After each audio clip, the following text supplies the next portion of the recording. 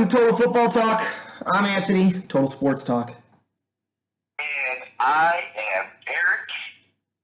Who's happy. Yeah, I was going to add something else to that, and I totally lost my train of thought. Yeah. But, hey, it's good to be back. It's good to be back on the show, guys. Yeah, definitely. We got a podcast that's out that we previewed for the Thursday night game. Go ahead and take a listen to that. I'll have the link connected to the bottom here. If you haven't yet, please subscribe. If you like what we're doing, if you think that we're a breath of fresh air from the rest of the NFL, click the notification bell button so you get alerts every time I do post something on YouTube. Also, guys, please do try to get onto either Spotify or Anchor and take a listen to some of my podcasts, because our podcasts are amazing and they're brief, quick, and to the point. We're able to get those in 30 minutes, but the next few that we're going to be doing are going to be significantly longer as we start to transition towards podcast. Again, apologize for the audio ahead of time. All right, Eric, we're going to talk about the Rams and Seahawks, but without further ado, let's go ahead and talk about your Bears' dominating victory over the Dallas Cowboys. Well, the first part, let's just say the first quarter was anything but dominating. A 17-play drive that took 8.5 minutes for the Cowboys when they got the ball first. It was like, hello, defense, you guys feel like playing? I know you played a week ago, but where the heck are you? And then, hey, Dallas does what Dallas does. They score first, they look great, and then they're like, oh, we're just going to pack it in. Listen, they had a great drive. That 17-play drive was masterful for any of the teams that you guys root for, whether that's the Rams, the Bears, Chargers, I've met forever without them turning over the ball 17 times a game. That's a place you want to see at least 3-4 times a year. That's a drive you want to see. Okay? Those are defensive. That's where your defense is tired. They just want to get off the field. They're missing tackles. And, I mean, the Bears were pretty well formed, but the Cowboys just had a great game plan for that first drive. Problem with the first drive is there's a lot more football to be played. And Dallas forgot how to actually drive the football until late in the second half. Yep. But the Bears came down, which I'm glad they didn't go straight out, because, man, that would have changed the game quite a bit. However, it still ended with an interception. It was a nice play by the defensive back by the Cowboys. But you know what? It was actually, if the Bears weren't going to get points out of that, then it was more like one of those, hey, we're going to go for it on 4th and goal from the 1. We're going to get stopped. And even though it was a turnover, not a turnover on downs, they still pinned the Cowboys deep in their own territory. And then the Bears ended up scoring and getting points out of that. So they came right back. Trubisky looked great. 300-plus yards, 3 touchdowns. Dallas's defense, I don't know if they just stopped playing. I know Jalen Smith is an animal, but he's also got to watch himself. He got flagged once for a bad hit. I know they're missing Van Der Esch, who's a big presence. He's got a neck injury. I know Anthony's talked about his neck issues countless times on this show.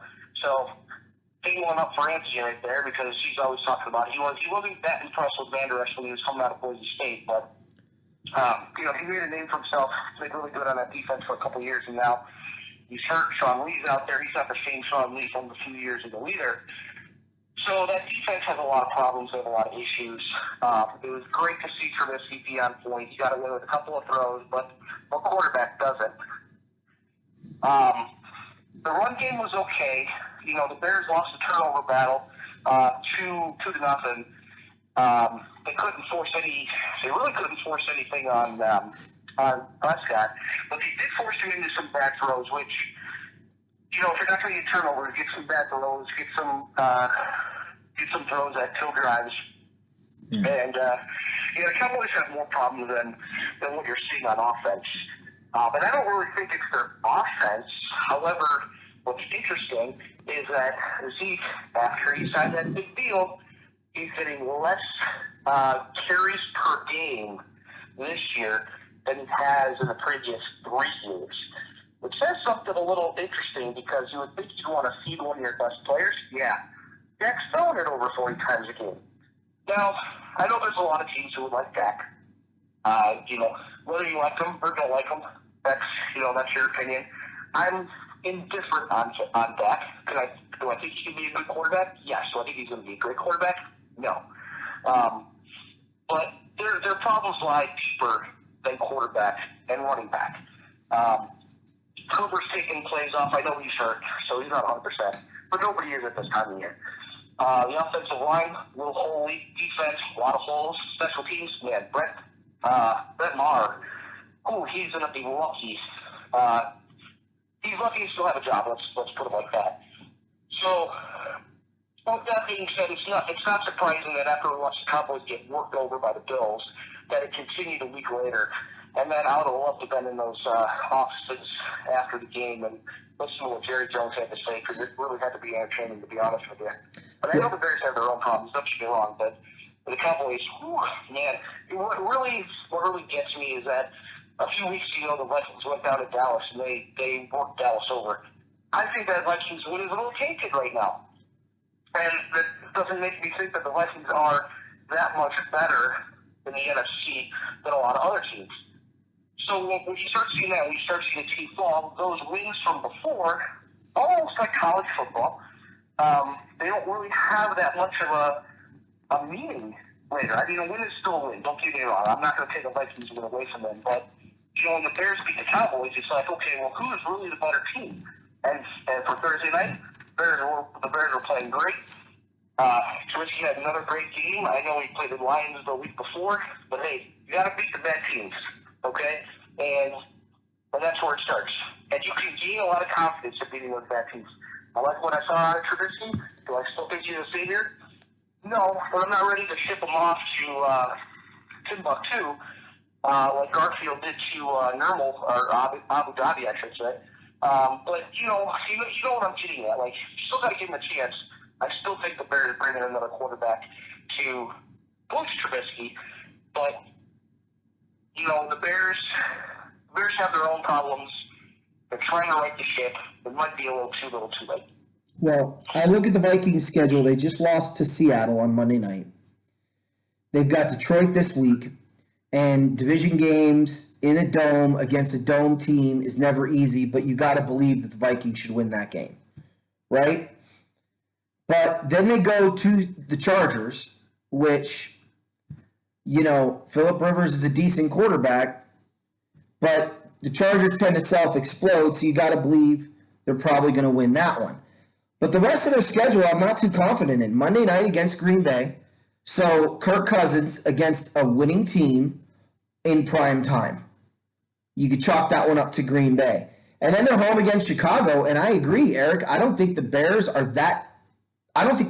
are that far ahead of Minnesota. If the Vikings don't beat Detroit or the Chargers, they're going to end up really falling apart. We could see like a 1986 New York Jets collapse, where the Jets were 10-1 and ended the regular season 10-6.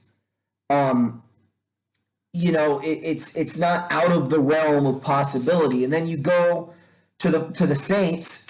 I mean, New Orleans, everyone's talking high about them, but they've got San Francisco this week at home, which the Niners are coming off a loss, and I think they played the best team in football pretty well, and that's going to be in a dome-controlled environment. And New Orleans couldn't stand up to the Rams defense, unlike the Niners. So I think that's going to be a loss. Then you've got Indianapolis on Monday night, and the Colts are no joke. So I don't think it's that far-fetched that the Colts are in that game until the fourth quarter and maybe pull it out. Then they go to Tennessee, where I think they're going to get rolled over. I don't see a win for the Saints until the final week of the season against Carolina. Now, right now, they're 10-2. That makes them 10-3, 10-4, 10-5. And then they've got to beat the Panthers to go 11-5. Now, they've already clinched the division, so they don't have to worry about missing the playoffs. But that's a hell of a way to go into the postseason, don't you think? I see where you're coming from, but it just sounds to me that you're not giving the Saints any credit. I think they beat the Niners. I don't think they beat San Francisco this week. So that's where we're going to disagree. You look at San Francisco's record.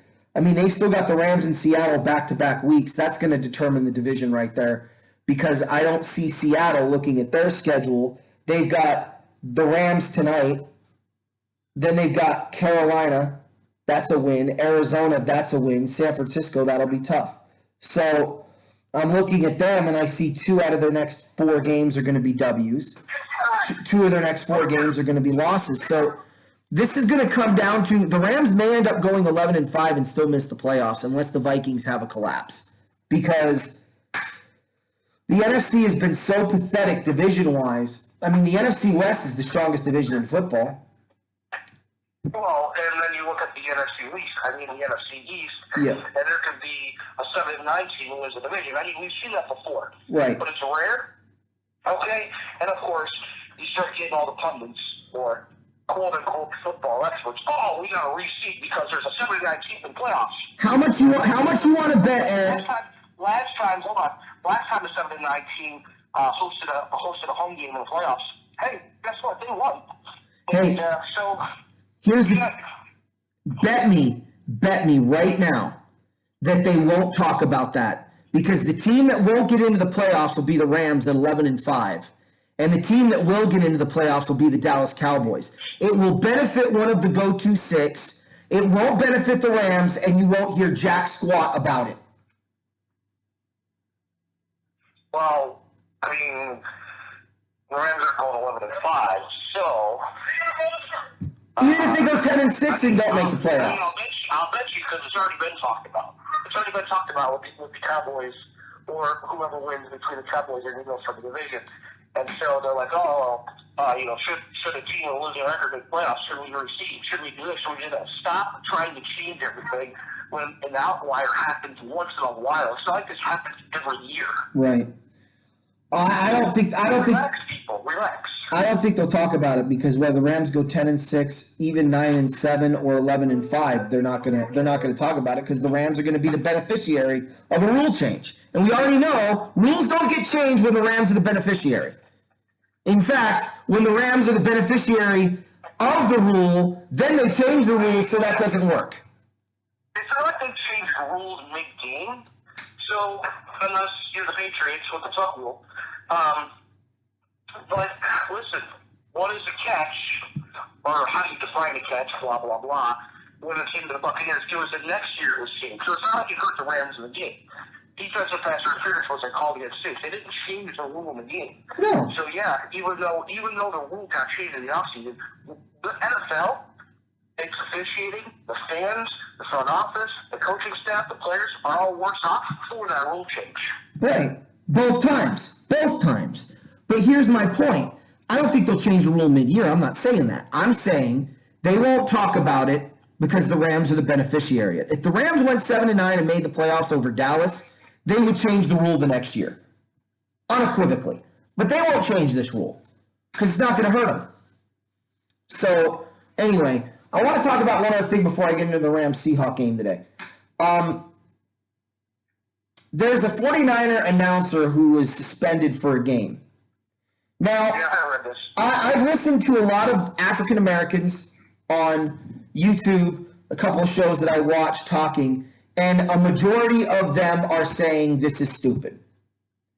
That this is the dumbest thing I've ever heard of. The guy shouldn't be suspended. It's not a big deal. In fact, even Richard Sherman came out and said, yeah, that's true.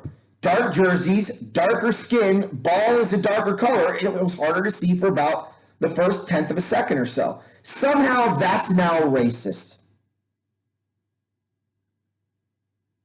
I gotta get your take on this as an announcer. Well, okay. So, I heard about it, and then I read what he said. The wording is 50-50. I'll give it that at best. The wording is 50. It wasn't worded the greatest way. But then as an announcer, and I find this hilarious because as a color commentator that he is, Right? could it have been said differently in a better way? Absolutely. Absolutely could. However, there's also a time and place for that, and that wasn't maybe the time and place for it. But you're also trying to make a point and let people know, hey, you know what? This is what the guys are seeing. This is what I was being told. This is my hypothesis with it. So, Tim Ryan, decent player when he played. People in Chicago loved him when he was on the Bears. He always stuck his nose in the football. As an announcer, and obviously it's the first time that I found out that he was an announcer for the 49ers. But I didn't have a problem with it. Now, Thank you. maybe it's because I'm a Caucasian American. So maybe if I were a different race, I would feel differently. I don't know. But when you're actually analyzing a game and guys are trying to find the football, it's not that far-fetched of an idea. Okay? Like, hey, where's the football? I can't see it. Why is that? Well, A, B, and C is why. Okay? Oh, well, that makes sense. Okay. Tim Ryan came out and just said what everybody else was thinking. I'm gonna go ahead and say it because you won't. Okay? You being Caucasian has nothing to do with it. Okay? Snowflakes, unicorns, and morons had a problem with this comment. If you're an African American and you're sitting at home and you're really gonna get upset that somebody mentioned that Lamar Jackson has dark skin, I can't help you. The dialogue is dead. You are not a normal human being. You need to go get some medication because you're a sad human being. I'm sorry. I don't know if you're aware of this out there, folks, but Lamar Jackson is not white. He's got darker skin. That's it. I don't know of any sane human being that would listen to that comment and immediately go, Tim Ryan's a racist. Tim Ryan, a man that's played football his entire life, been around mostly black people his entire life, is announcing a sport that is predominantly African American, and a lot of his players that he is extremely supportive behind are African American, including the guys on that defense, and you're going to tell me that he's racist.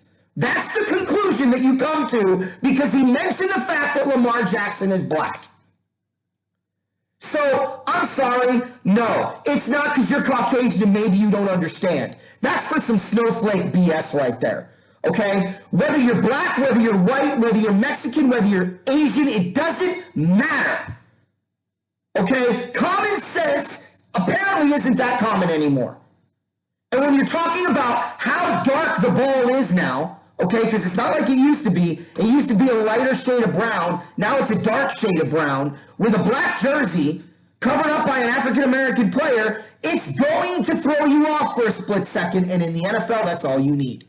And when Richard Sherman comes out and says it, when Buckner comes out and defends it, two African-Americans, it doesn't matter what your skin color is. It matters how much brain cells you have firing in the skull cavity. And apparently, there are people out there. And here's the other thing that kills me. The people that are upset about this aren't black. They're not black. Outside of Stephen A. Smith, who's trying to get his black card back from Terrell Owens, other than Stephen A. Smith, I haven't heard a single black person say they have a problem with this. Marcellus Wiley said it was stupid. Throw in the fact that it was also raining. So what does rain do to a football? Right. Makes it even darker. Right. So the fact that you've... So again, I'm not saying that I had a huge issue with it or I had a problem. I didn't have a problem. I actually thought what he said was fine. Okay? But again, I'm not going to sit here and say, well, I don't know how somebody of different skin color would feel about that. Like, again, I can only control what I feel, what I hear, what I say, what I read, but Tim Ryan should not be suspended for a game for that. No, and here's what I'll say. I'll say it, okay? If you are somebody of ethnicity that got offended by this comment, that's a you problem. That is a solid 100% you problem because your life is so rooted in racism that you can't see obvious. First of all, for me, I've been wondering for the longest time why teams are going to black jerseys. Teams that don't even have black in their uniform are wearing black jerseys in college, in pro, in high school. Well, what Tim Ryan said turned the light bulb on for me. I didn't think about that, but there you go. Why are they going to black jerseys? Because the ball is harder to see. So for me, it was more of a, oh, that's why moment. So again, if you're a person of color and you are offended, that's a you problem. I find it odd that the Arizona Cardinals of all teams have a black jersey. Thank you. White and red, that's their colors. Black jerseys. You don't see the Bears with a black jersey. Well, no. I mean, the dark blue already wasn't dark enough. Right. It's one of those things, Eric, that it really gets my blood up in an uproar, because I'll say it and I'll say it and I'll say it again. You can't tell me we have a race problem in this country when I live in a community, okay, that's upper, I wouldn't even say upper, it's middle class, and I've got a whole bunch of African Americans living in this neighborhood, and everything's going just fine. When I go to work, my 2 bosses are African American. When I go into the classroom, and I'm teaching, I've had colleagues that were African American. I see African Americans driving, Cadillacs and Maseratis while I'm driving around in a Jeep. Okay, it's really hard for me to believe that somehow blacks have it worse than everybody else. No, they have it just like everybody else, period. And if you want to see what a white community looks like with a lot of violence and stuff, go to Appalachia. Go check out West Virginia. Go check out these poor white communities, and you're going to see the same problems you see in black communities. I've said it before, and I'll say it again. We don't have a race problem in this country. We have an economic problem in this country. And fortunately, the economy is starting to turn around for everyone. Now, there are still some people that are outliers that aren't getting the benefits, but check who your local Congress and governor and senator and congressman is in your state and come back to me and tell me what's going on. Because you know what I find fascinating? California, Chicago, New York, Baltimore, they all have the same party in power. And I'll leave it at that. I'm not going to tell you what party that is. You go do your research. Okay? Because here in Arizona, things are booming. In Texas, things are booming. Okay? It doesn't mean that there aren't bad pockets, because you're going to have poor no matter what city you're in. But we don't have people in the street defecating and eating garbage, and I'll leave it at that. So again, I'm colorblind. I've been a part of sports my entire life since I was 5 years old. Okay? Yep, so right. So for me, I don't see somebody's pigmentation. I see someone's character. And if somebody says something that could be off-putting, I don't get offended. I ask for clarification. And if I took it the wrong way, then that's a me problem. That's not a they problem. But once again, the NFL has gone full retard. Full retard. Well, Anthony, you said it for a long time, but what generation do we live in? That's right. The me generation? The offend me generation. The offend me generation. There you go. It's the that offends me generation. So, a word of advice out to you snowflakes that may still be watching this after that rant, which is doubtful. Okay? Do everyone a favor. All right? If the next time you get offended, make it a you problem, because you're the reason you got offended. Not because of the words issued across the tweet. And when the hypocrisy comes in full force, I have no respect for these people. Because when the shoe's on the other foot, or somebody says something else that could be viewed as just as bad on the other side of the argument, they don't say nothing to no one. So, again, I wanted to touch on the Tim Ryan thing because, like what went on in Canada with that Canadian announcer for hockey who was telling everyone to wear the poppies, and they turned around and suspended him because what he said was alienating and violent. I listened to the entire context of what he said. He never once said people coming into this country. He said all Canadians. So, again... And he was eventually fired, too. He apologized, which, hey, that's his right. And if you feel strongly for something, you shouldn't bend over and say, oh, I'm sorry. No, he should apologize. He made it very clear what his position was. So even in hockey, the manliest of man sports has been politically destroyed by the retard. And I won't say who they are. And if you're offended by me using that word, go ahead and click the unsubscribe button. I really don't care. Because mental retardation and retards is a clinical medical term that doctors use to identify the brain capacity of an individual. that are incapable of doing certain things. And in your case, you're not able to think like a normal human being. So you're in that category. Now, to be honest with you, I take somebody who is retarded over somebody who acts that way 100 times over again, because at least they have a reason to act the way they do. And you can help them and you can understand where they're coming from. I don't get people today. These snowflakes, these, what do they call them? What do they call them? The millennials? My goodness. My goodness. I'll just leave it at that. Moving on to the Rams and Seahawks. I'm nervous about this game because I do think it's a 50-50 game. But here's something funny, Eric. How many one-point games do you think Cynthia Freeland predicted in a 16-game schedule? How many one-point games? Say that again? How many one-point games do you think the airhead dumb idiot known as Cynthia Freeland predicted would be one-point games this week out of a 16-game schedule? I'm going to go with 10 of them. Ooh, you're lower, but you're not. 1.25 of the games. Wow. 1 out of every 4 games is going to be a one-point game, according to Cynthia Freeland. Eric, can you do me a favor while I'm going off on something here? Can you take a look at just last week and tell me how many one-point games there were? Let's go last 2 weeks while I'm talking. Can you do that for me? Sure, I'm on it. All right. So as far as the Rams go, look, I feel very good about the way they played against Arizona. They're coming home. They're playing against a team that I feel they kind of have their number on. And they kind of can control the Seahawks quarterback a little bit. That doesn't mean Russell Wilson isn't going to burn us. That doesn't mean he's not going to get out of the pocket and do some damage.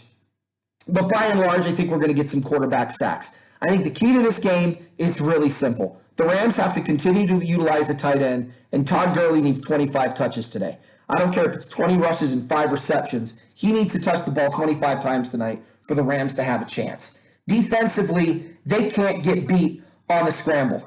That's my biggest concern on defense. Jalen Ramsey getting nosy in the backfield and getting somebody beat behind him deep, because that's what got Marcus Peters, right? I want to see, Ty Hill get some help, because Ty Hill can't do it on his own. He is a weak link in this defense, especially in the secondary. So, Eric Weddle, I don't want Eric Weddle helping out Ty Hill. Eric Weddle is a statue on the football field. He won't get there in time, even if he's lined up directly over the receiver. So my suggestion is use Taylor Rapp to help out Ty Hill and use Eric Weddle to help out where he can with Jalen Ramsey. Matter of fact, probably a better option would be just take Weddle off the field and put somebody out there like Nickel Roby-Coleman who can at least move around. But Weddle is a good... Honestly though, bro, I don't think that Ramsey's going to need help, especially if he's on Lockett. Lockett hasn't been the same since he injured his calf in a primetime game against, who was that? It was like 3 weeks ago. I was watching this game. Oh, San Francisco. Yeah. It was a game against San Francisco. Lockett is not 100%. We already know what I said about guys being 100%. They really aren't. But Ramsey's not going to have any trouble locking it down. So maybe stick Weddle closer to the linebackers and help out with trying to stuff Gurley. Well, with Lockett being hurt, you can Gurley. You mean you don't mean Gurley. You mean the Seahawks running backs. But yeah, I'm sorry. Yeah, Carson. Sorry, yeah. Carson or Penny. My bad there. But yeah, put him up to where he can help out with the run, because I think that's where he's more needed, is in the run game than the pass game, because he's a liability back there. Also, I do want to say one thing too, just to make this clear. Maybe now that Lockett's hurt, you can still put Weddle back there, but again, I'm worried about the scramble play and Jalen getting nosy, and then Lockett getting behind him that way. Because again, with the scramble play, you never know, and that's when guys seem to get wide the frig open down in Seattle. So I just think that this game, it's going to be a close one. I had originally predicted 30-20 with it being a 3-point game and then the Rams getting a late touchdown to separate. I'm going to change that. I'm going to go with 27-24. I think the Rams might get a field goal at the end of the game to prevent overtime after Seattle ties it late. And the Rams get a drive, and this time Zerline comes through as opposed to what he did in Seattle. That's probably the way this game is more than likely going to go. no guarantees. I don't know, but I am nervous about this one. Dallas next week, I'm not. Arizona, San Francisco, I am. Arizona, I'm obviously not. But these next 4 games really going to determine where the Rams go. A question was asked of me, well, what do you think the Rams do in the postseason then? If we end up playing Green Bay, I'm not worried about the Packers. If we end up playing Dallas, which is doubtful, or Philly, I'm not worried about either one of those teams.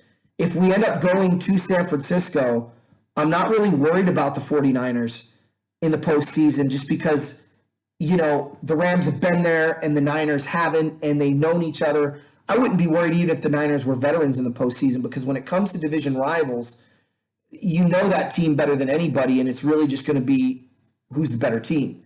And talent-wise, the Niners aren't better than the Rams, at least not that much better. Performance-wise, they have been. That's unquestionable. When I think about, it could be Seattle, again, we have the Seahawks number. I mean, obviously, do I think the Rams would win? Probably not, but I don't think it's going to be a blowout.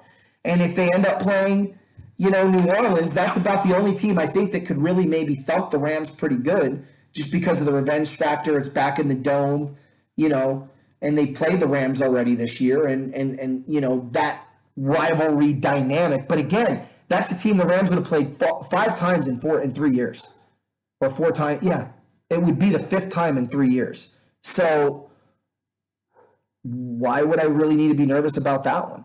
4th time in 3 years, sorry. Yeah, 5th time in 4th time in 3 years.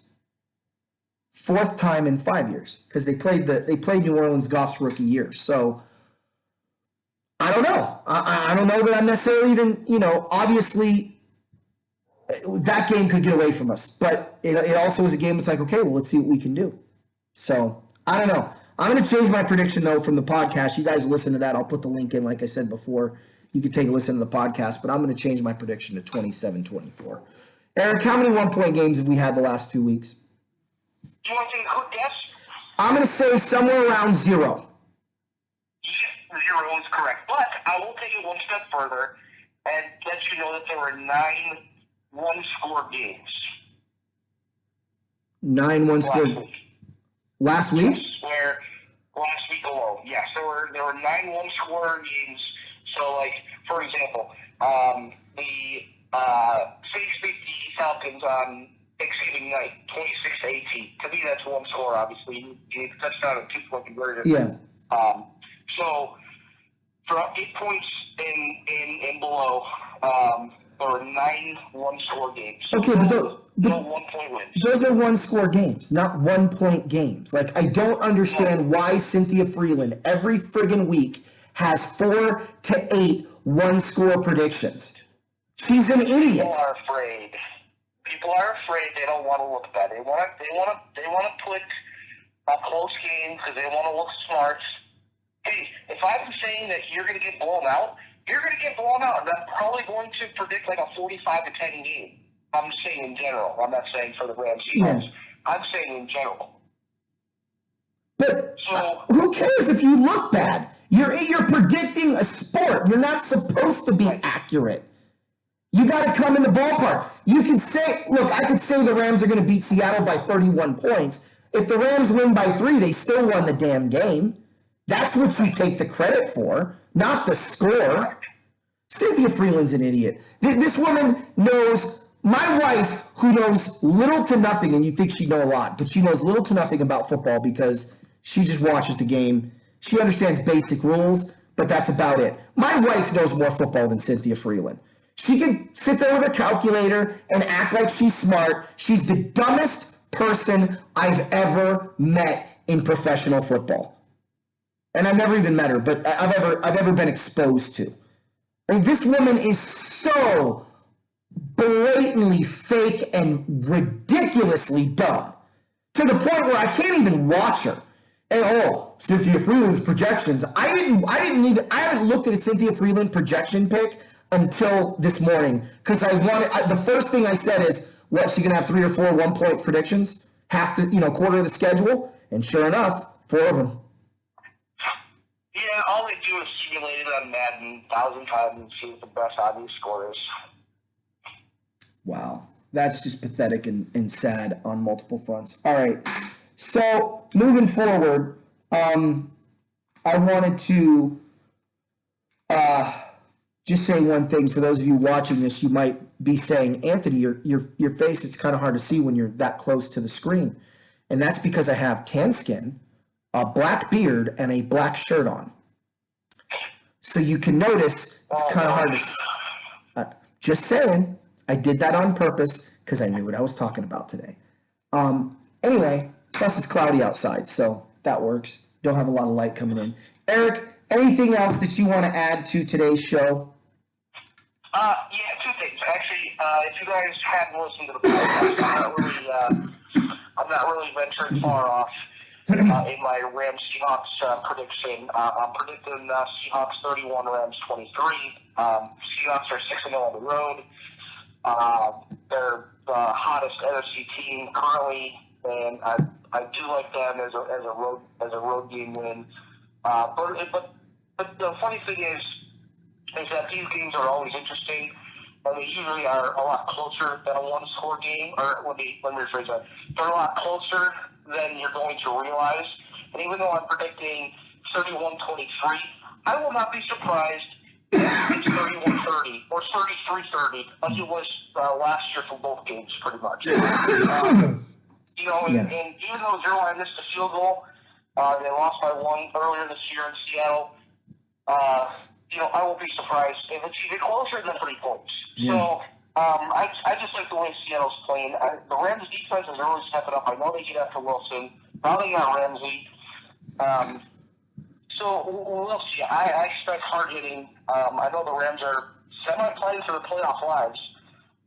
So I expect them to come out inspired. But games against their division rival, especially the Seahawks, since they've been good for the last few years, or even longer. I expect Seattle to come out and try to make a statement. But the Rams are always good at making their own statement against the Seahawks statement. So it'll be interesting. But one thing, also on the podcast, guys, Anthony and I played a little game, Stay for Out, regarding NFL players. Take a listen. Probably went through about half the league and who's safe, who's out. There's already been two head coaching changes already. One that kind of surprised me in Ron Rivera. I figured he'd be out at the end of the year, but I didn't think he'd be out with 4 games to go. The only other thing that I want to actually talk about, Anthony, is I think, and this really boils my blood, especially when I watch it both college and both pro. And I know they're talking about, let's make the game safe for blah, blah, blah. So we're going to make the game safe for getting the kickoffs. I'm so sick of watching a kickoff bounce in the end zone, a returner not even touch it, and then I watch the ball bounce back into the field of play. Like, dude, 5 years ago, 6, 7 years ago, that's a live football. Yeah.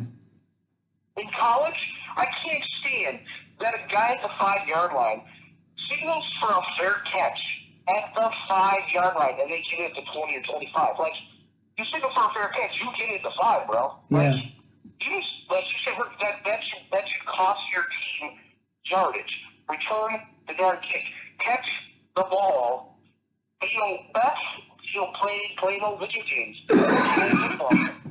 Football that bounced the end zone, that didn't go out of bounds, were still live footballs no matter how you looked at it. Yeah. And that right there is what every time I see it, they're like, they're putting their arms up. I say, no, I'm going to let this go. And then, what even, like, if you're a special teamer running down the field, okay, you're looking for where the ball carrier is, but you're also keeping an eye on one of the players in front of you who you know is going to block you. But, like, why even keep running? It's not, why even run? Why not even run? Just throw the ball at 25 and get rid of kickoffs. Well, that's what they want, and they want the fans to do that. That's why anytime there is a kick return, there's a penalty. Well, right. No, I get that. But you know what? You know what football is supposed to be? Football is a collision game. Yeah. Basketball is a contact sport. Football is a collision sport. That's what I was always told. Yes. But, Eric, you have soy milk drinking, milk toast, pansy, beta, transgendered sissy males that watch the sport now, and that's who they target.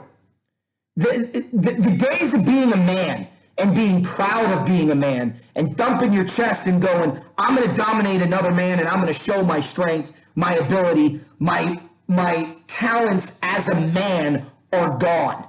They're gone. Anytime you do that, it's toxic masculinity. You can't do that. It's offensive. They're targeting women.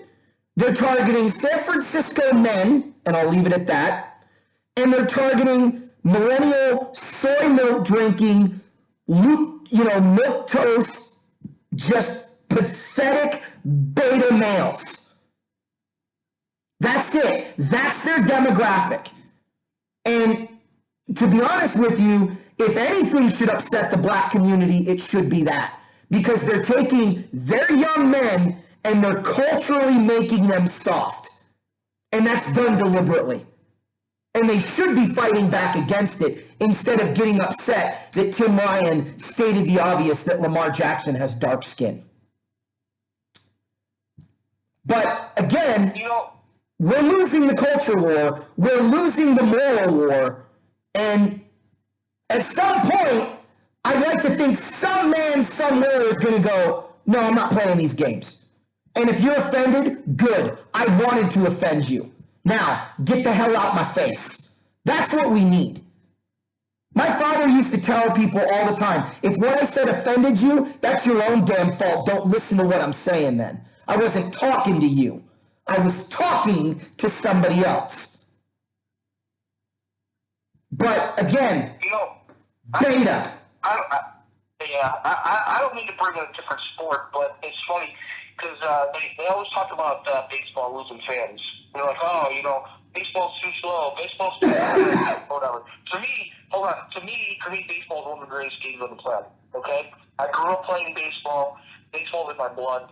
To me, it's a great game of cat and mouse. Okay, and this one,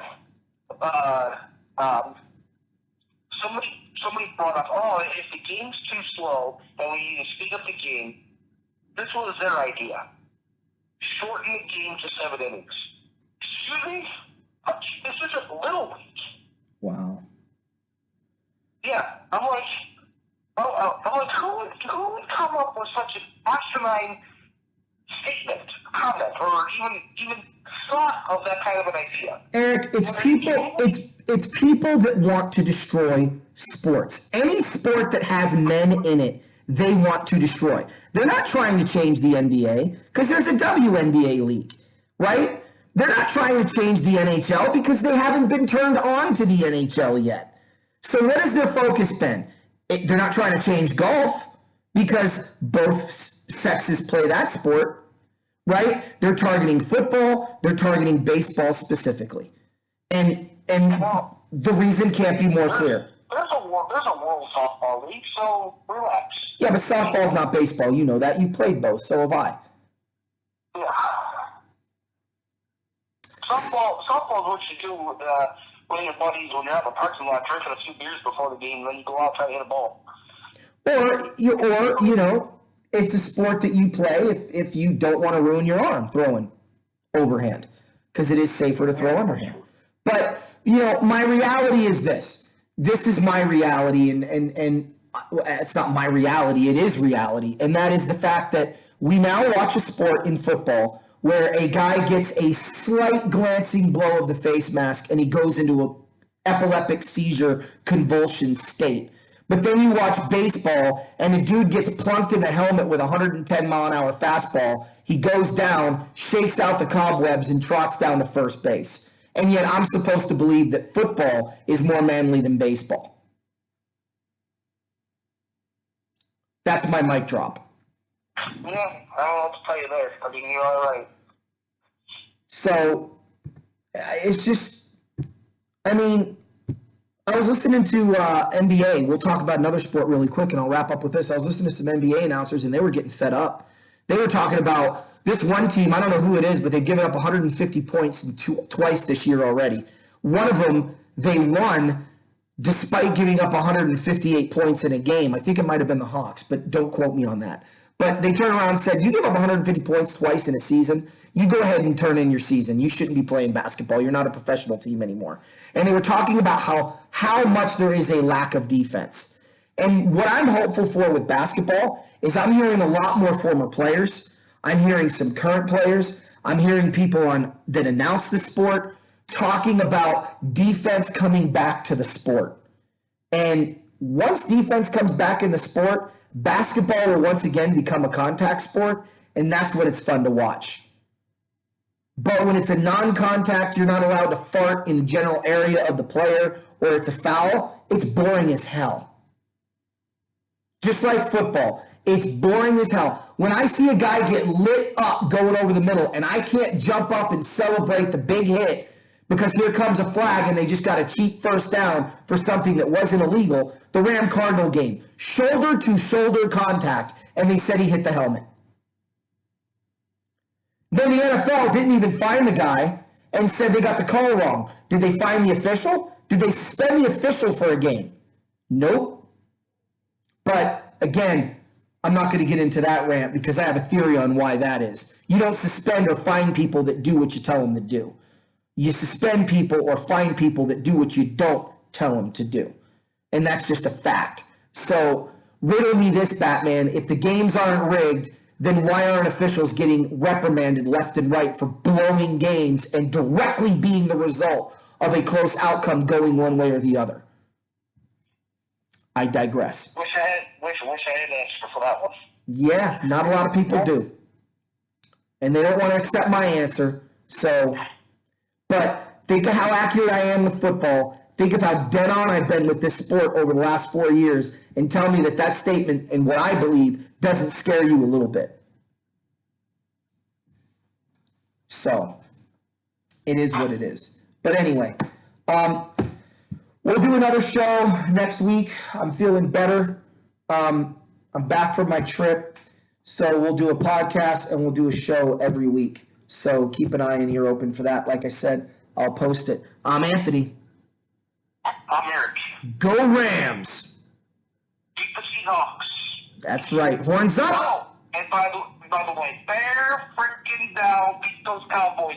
They did. 31-24. Good game. All right. We got Dallas next week. We got to beat them so we don't hear from Eric. Of course, we're not going to. Those screams you hear are coming out of Dallas because they're the one on a big losing streak. They're probably going to lose the division to the Washington Redskins when they win. Dude, that is funnier than heck that Washington's in the picture right now. And they are. That's the sad thing. They're only 2 games out of the division. Guys, one last thing. Listen to the podcast. There's a very interesting short segment on the Giants-Eagles game that I think you guys will be interested in. Just for some statistics alone. So listen to that. I think it's actually really interesting. Yeah, it's actually really ironic and funny too. So late.